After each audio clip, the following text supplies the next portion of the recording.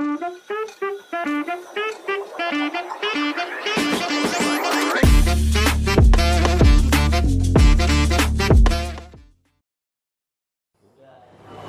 Ngomong Desa, selamat datang di podcast kami, tempat di mana kami membahas berbagai topik penting seputar pengelolaan keuangan desa.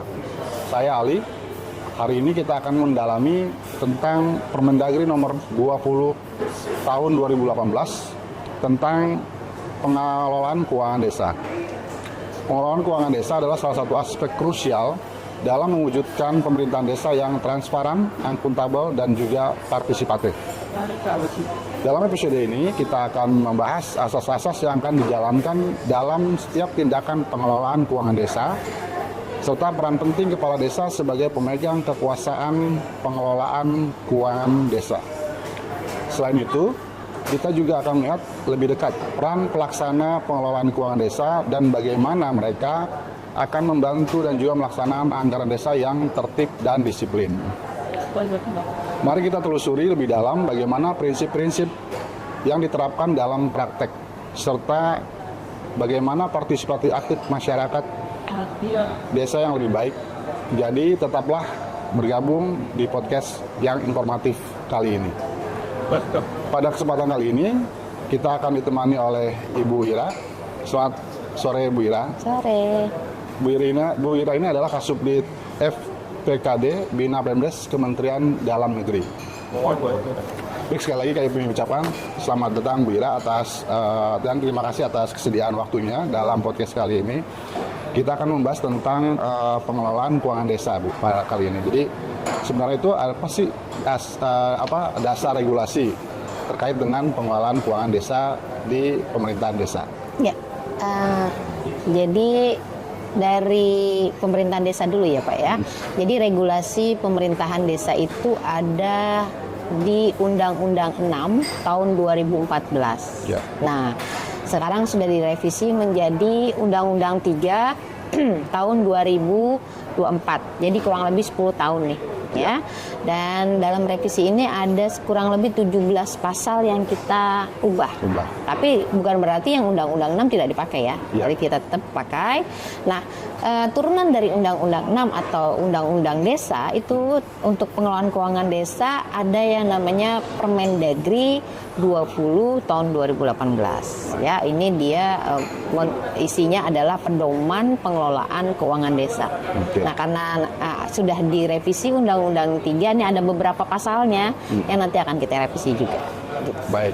Jadi dari substansi yang paling pokok dari regulasi keuangan desa adalah Permendagri nomor 20 tadi ya Bu, tahun 2018. Baik.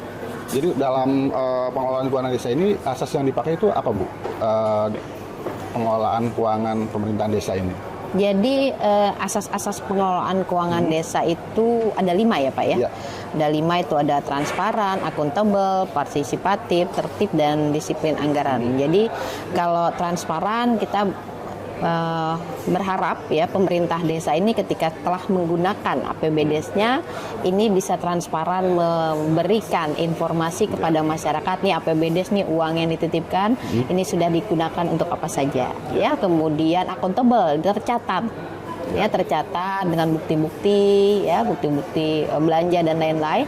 Kemudian juga lebih transparan, kemudian partisipatif lebih partisipatif. Jadi masyarakat desa itu ikut serta dalam melaksanakan perencanaan pembangunannya dan pelaksanaan dan serta pengawasannya gitu ya. Dan yang terakhir itu tertib dan disiplin anggaran. Nah, terkait yang dua terakhir itu Bu, tertib dan disiplin itu kira-kira maknanya apa ya Bu?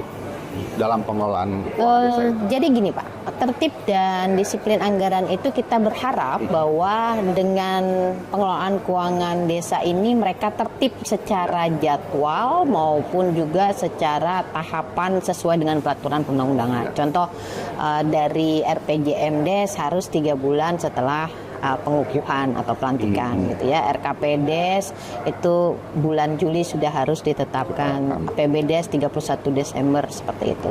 Nah, kemudian kalau disiplin anggaran kita berharap apa yang sudah ditetapkan dalam APBDes, RKPDes ini akan menjadi acuan mereka untuk belanja.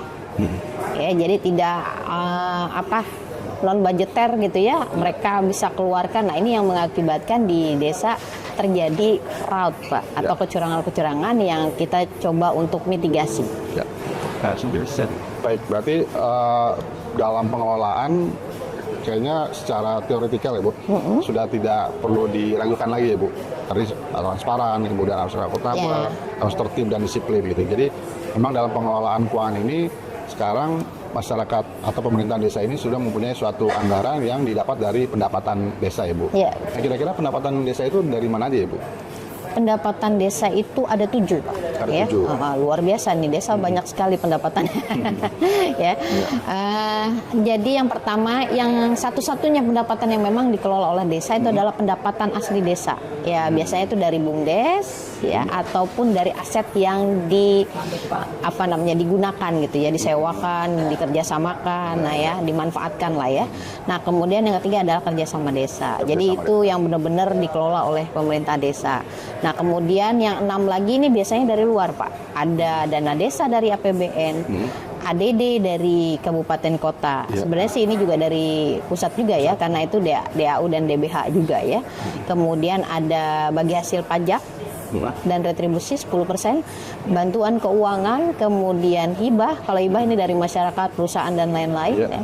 Kemudian yang terakhir adalah layanan pendapatan desa. Ini biasanya ya Tampung Tantra ya, dari yang selain 6 tadi ini masuk sini. Nah, dalam pengelolaan itu apakah ada ketentuan Bu, misalnya dari anggaran pendapatan dan juga belanja desa itu apakah harus sudah digunakan untuk bangunan jembatan semuanya, atau untuk pembangunan SDM aja semuanya gitu, atau ada porsi-porsi tersendiri alokasinya Bu? Jadi gini Pak, kita arahkan ya kepada desa itu 30-70. 30-70. Ya, 30 itu belanja pegawai ya, 70 itu kita arahkan untuk operasional.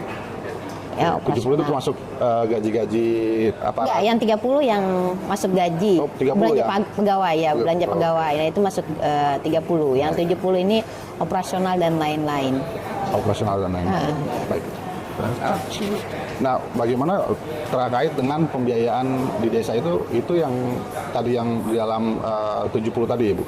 Operasional?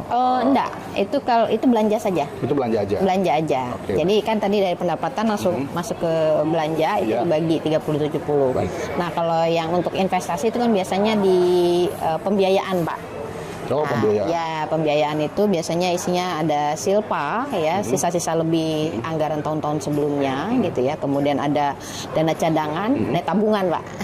Tabungan si desa misalnya masih bisa nabung ya? Ya, bisa. Misalnya kan kayak Pilkades atau bukan Pilkades ya, mungkin ada yang mereka harus mau pergunakan gitu kan ya.